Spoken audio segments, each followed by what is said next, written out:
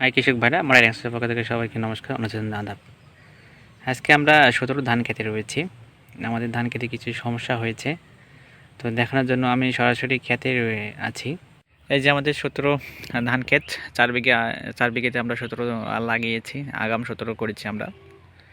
তো ধান খেতে কিছু সমস্যা দেখা যাচ্ছে, আপনারা লক্ষ্য করে দেখতে পারবেন। দেখেন মাঝে মধ্যে ধানগুলো কেমন লাল হয়েছে এবং কমলা কালার আকার ধারণ করছে।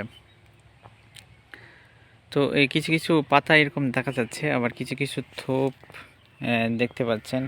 এই থোপটি লক্ষ্য করেন, দেখেন একবারে কেমন জানি কমলা কালার ধারণ করে ডাউন হয়ে যাচ্ছে। তো আরও কিছু এরকম রয়েছে, আমি একটু দেখাই আপনাদের। ওই যে সামনে ওই থোপটি দেখা যাচ্ছে, দেখেন একবারে সম্পূর্ণ যেমন বিবর্ণ হয়ে গিয়েছে। এবং আরেকটি রয়েছে, এই এইটি দেখা যাচ্ছে, দেখেন যে একবারে কমলা আকার ধারণ করে ডাউন হয়ে যাচ্ছে এবং এর পাশে একটি মারাও গিয়েছে।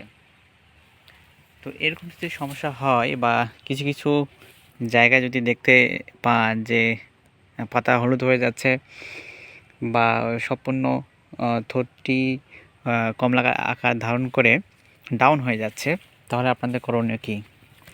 আবার কিছু কিছু পাতা লক্ষ্য করে দেখবেন, এই পাতাটি লক্ষ্য করেন, দেখেন এই দুই পাশে কেমন যেন বিবর্ণ হয়ে গিয়েছে, বিভিন্ন হলুদ আকার ধারণ করছে।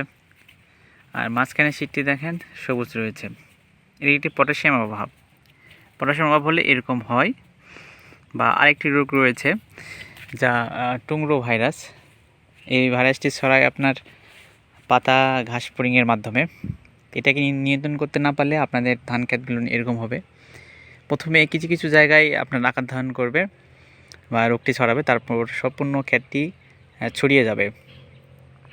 তো এর জন্য অবশ্যই আপনারা পাতা ঘাস ফড়িংয়ের জন্য যে কীটনাশক রয়েছে সেগুলো কীটনাশক দেবেন। অবশ্যই মাজার পোকার সঙ্গে, যখন মাজার পোকায় স্প্রে করতে হয় তখন তার সঙ্গেই দিতে হয়, তাহলে ভালো কাজ হয়। প্রতিকার নিয়ে জানবো।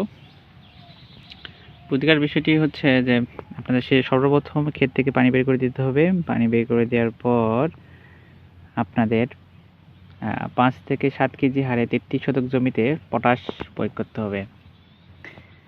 পটাশ প্রয়োগ করার পর আপনাদের একটি ছত্রাকনাশক ব্যবহার করতে হবে, যে এই রোগটি থেকে আপনাদের তাড়াতাড়ি সারিয়ে তোলার জন্য। পটাশ প্রয়োগ করলে রোগটি দ্রুত ক্ষেত থেকে সমাধান করা যায় বা প্রতিকার করা যায়। যেমন হচ্ছে কপার অক্সিক্লোরাইড গ্রুপের ছত্রাকনাশক 2 গ্রাম পার লিটারে ছিটাই দেবেন। ওর সঙ্গে অন্য কোনো কীটনাশক যদি মেশাতে চান, যেমন পাতা ঘাস ফড়িং কীটনাশকটি মেশাইতে পারেন যদি আপনারা প্রয়োগ করে না থাকেন।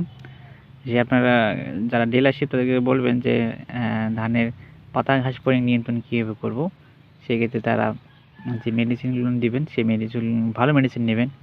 আমি সবসময় সাজেস্ট করি বাইরের, যেমন বাইরের মেডিসিনগুলো অনেক ভালো এবং রেজাল্ট 100% তো কপার অক্সিক্লোরাইড ছত্রাকনাশক দেওয়ার পর আপনারা কি করবেন, একদিন পর কুইক পটাশ, তার সঙ্গে নেবেন হচ্ছে জিঙ্ক এবং আর তার সঙ্গে থিওপিট, 3টি পরিমাণ মতো দিয়ে আপনারা এই আপনার কুইক পটাশ হচ্ছে 3 থেকে 5 গ্রাম পার লিটারে দিতে হয়, থিওপিট 2 গ্রাম পার লিটারে, আর আপনাদের সিলিকেট জিঙ্ক হচ্ছে 10 লিটার পানিতে 5 থেকে 10 গ্রাম করে দিতে হয়।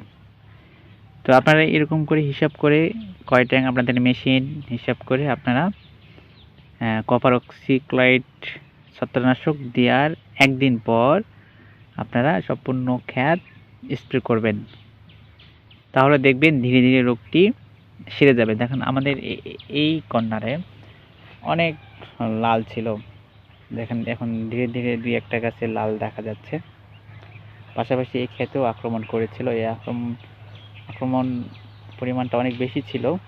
তো স্প্রে করার পর অনেক কমিয়ে গিয়েছে। তো ধীরে ধীরে আপনাদের সেরে যাবে, আপনাদের একটু ধৈর্য ধরতে হবে। সঙ্গে সঙ্গে আজকে স্প্রে করলেন কালকেই ভালো হয়ে যাবে এমনটা নয়, 3-4 দিন 5 দিনও লেগে যেতে পারে। তো অবশ্যই আমাদের সঙ্গে থাকবেন। আরও আগামীতে ভালো ভালো ভিডিও পাওয়ার জন্য ডান অ্যাগ্রো সায়েন্সের সঙ্গে থাকবেন। সবাইকে ধন্যবাদ।